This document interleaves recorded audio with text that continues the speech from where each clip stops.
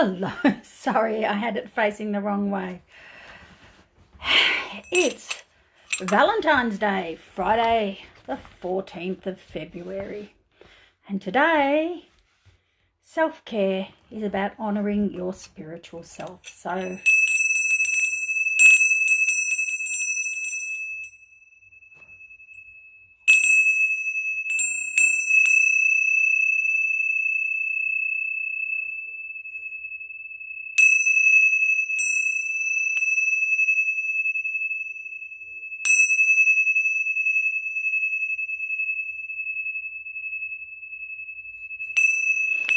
okay, now some of you are going to say, what do you mean by spirituality? What's this woo-woo stuff you're talking to me, Philippa?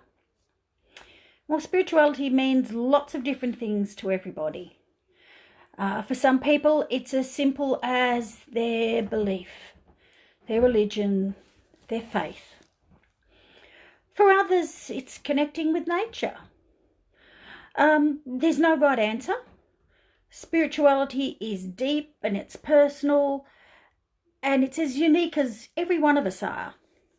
And to nurture your spiritual self, it's important you create time and space to connect with something that's just bigger than you, something that's sacred and it's just for you. Hello, Mandy and Kath. Good evening. So, for those of you who think, I don't know what my spiritual self is, it can be as simple as taking some time to sit quietly, eyes closed, doing some deep breathing. For others, it may be taking time out to actually stop thinking. Because I know some of us, including me, often have a brain that's running at 100 miles an hour and we never stop and enjoy the silence. And for some, that enjoying the silence can be getting in touch with the spiritual you. For others, it may be the peacefulness of sitting fly fishing very quietly with a line out in the water, looking, taking in things. For others, it could be dancing. It could be just getting out there and dancing, spending time with people you really like, being involved with a community, anything that makes you feel that warm fuzzy inside, that gives you that time to feel at one with yourself. Because we all need to recognize this part of ourselves. We all need to give ourselves some time to relax and to take care of our soul. Now, some may not believe in the soul, others may. It doesn't matter. I'm sure for some people, being in the crowd of a large football game or cricket match or soccer match, where you're all there as one, breathing in and out and going, la, la, woo, whatever the different chants they do, because the crowd moves and breathes as one living organism. When you're in a large crowd like that and you're all so heavily involved, that's part of self-care. That's part of taking time to nurture yourself. It's really important. For others, it may be sitting with a crystal, having a chakras rebalanced, having a crystal healing, having some Reiki. One of the things I love that I do for self-care for me, I call it podding, but I'm sure that's not the official name of it.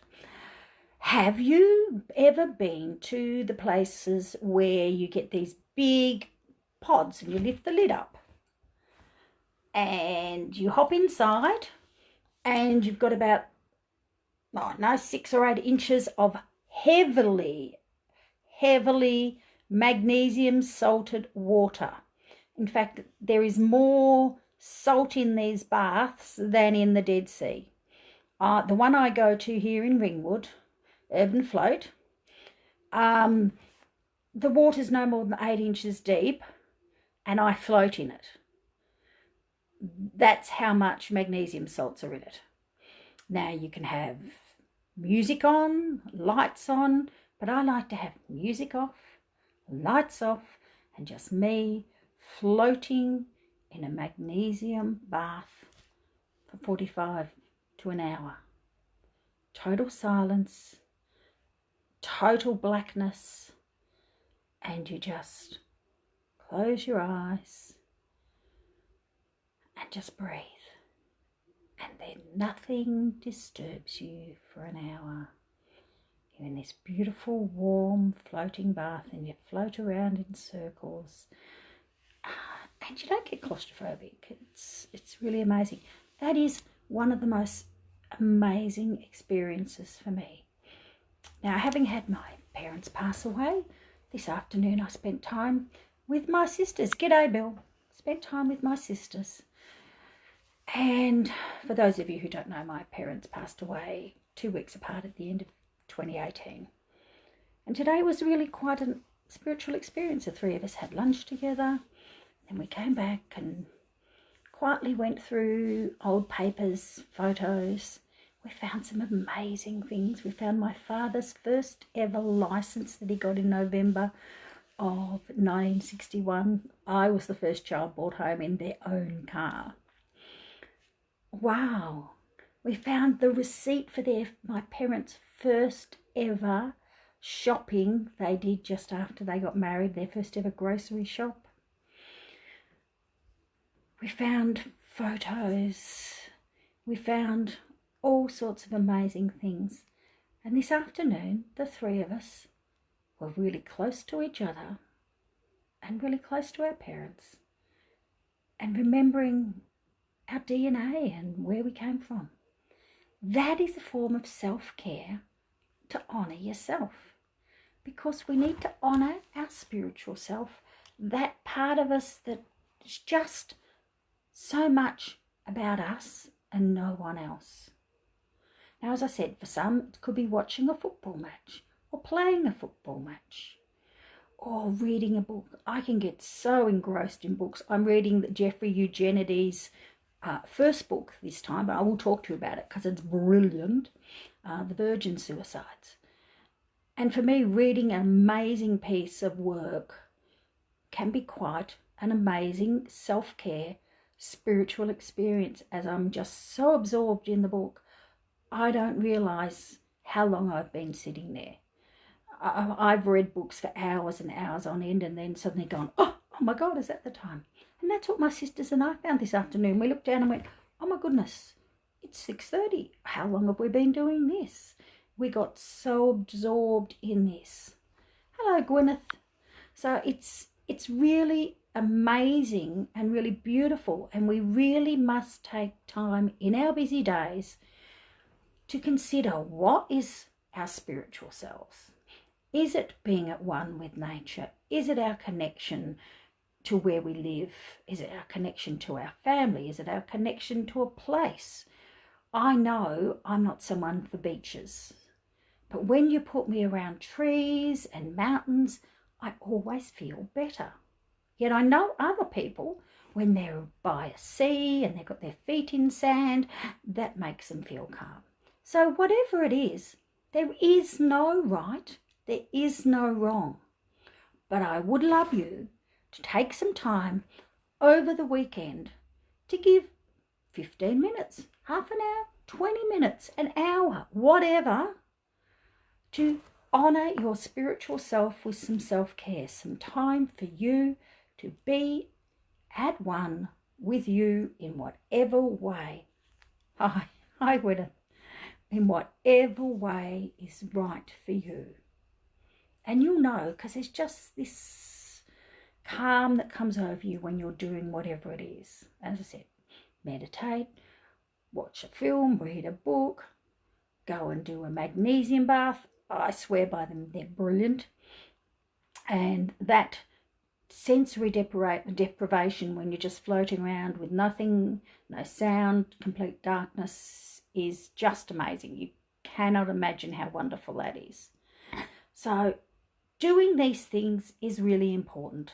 I'd like to know, and I'd love you to post there, how are you going to look after yourself this weekend? How are you going to take some time to be at one with yourself?